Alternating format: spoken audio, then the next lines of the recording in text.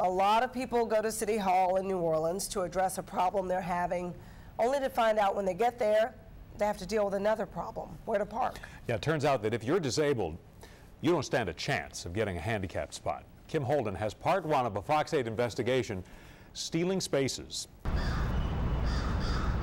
The sun comes up at City Hall, and almost an hour before the offices inside even open, take a look at what's happening outside. We just be looking for basically places to park. Prime parking spots on Perdido and Loyola being snatched up by city employees. They are taken most of the time. When I come here, they're already gone. For anyone who has to do business at City Hall, it's a hassle. Oh, I left and I had to come back, man. For the disabled, it's a sad state of affairs. You see, there are roughly 36 spots on the street that fronts City Hall. Some are metered, some are not, and plenty of them are off limits. But 5 are always reserved for the handicapped, and it's free parking all day long. Those first couple of handicap spots are clearly a premium. Which is why city employees with disabled placards hanging from their rearview mirror get to work extra early. We got here pretty early and every handicap spot is taken. Yes. It's like that every day? Yes. So what happens to people who need to come here and do business? Honestly, the same thing that happens to the people that have to come to work. They have to find a parking spot. This city employee wouldn't tell us his name, but did admit he actually works at the City Hall offices in the Amico building on Poydras, a couple of blocks away. I work here. I'm not going to answer any questions. This woman also says she parks in the handicapped spot the entire time she's at work in the city's assessor's office. Something should be done about it. And what about the people that are handicapped like me and my mother? It makes for a grueling trek down Perdido for Jerry Varnado and his 90-year-old mother who can hardly get around. It's just as frustrating for Robert Johnson, who's 87 years old and going to City Hall to take care of a tax issue. What's the problem? You having trouble finding a spot? Oh yeah, I can't get no parking spot. I'm crippled, so it's a double handicap. Take a look at how much he struggles to get across the street, then up the stairs. Got a block more to go. Problem is, it's hard to question drivers with handicapped hang tags about their disability, since sometimes it's not something you can see.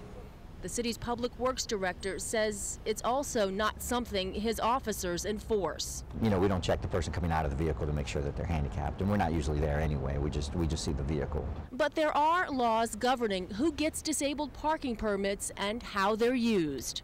The Office of Motor Vehicles says anyone who applies for a disabled parking permit has to fill out this medical form detailing their disability with a doctor's certification. And you're not allowed to use somebody else's disabled placard unless that person is actually traveling with you, which brings us to this SUV parked in the same spot outside City Hall day after day. For months, Fox 8 has monitored this City Hall worker's illegal parking. She's 53-year-old Irma Brooks Johnson, who works in the taxicab bureau. Turns out the SUV she drives is registered to her elderly mother, and so is the handicapped placard hanging from the rearview mirror. Her disabled mother nowhere in sight when we recently confronted her leaving work for the day.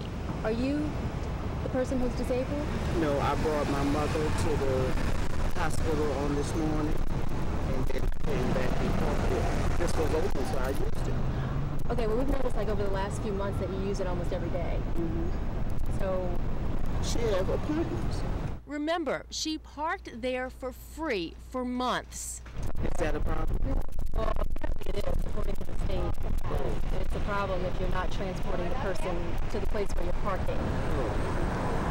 Did you not know that? No, I didn't. Okay. Okay, so I won't work anymore. When you see the violations written on this vehicle, you'll understand why that spot is so coveted.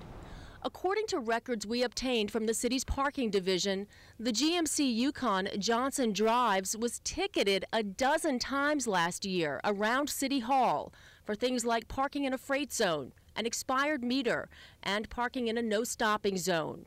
She racked up $760 in fines in 2009.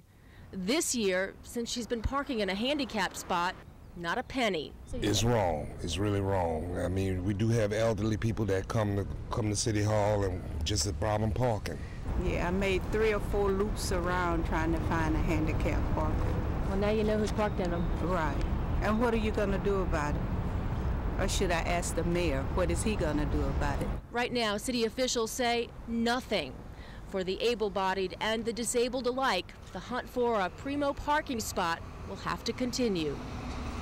And that is the amazing part. There's no one enforcing the handicap parking rules at City Hall. And the Office of Motor Vehicles says those parking enforcement officers should absolutely be enforcing the rules, checking the credentials. So what is the fine if you're parking and you're not supposed to be using that? It is up to $250 fine and up to 30 days in jail, and that's for the first offense. It gets a little higher for a second offense. Coming up at 10 o'clock, we have another story, a follow-up story to this. It's actually about the double whammy involved here. Not only are City Hall visitors taking a hit, the city's pocketbook also takes a hit because of another problem, so we'll bring you that coming up at 10. Earlier, we showed you City Hall workers hogging all the handicapped spaces before the building even opens to visitors in the morning, but the Director of Public Works says that's not the only problem facing visitors on a daily basis. In part 2 of Stealing Spaces, why it's hurting the city's pocketbook.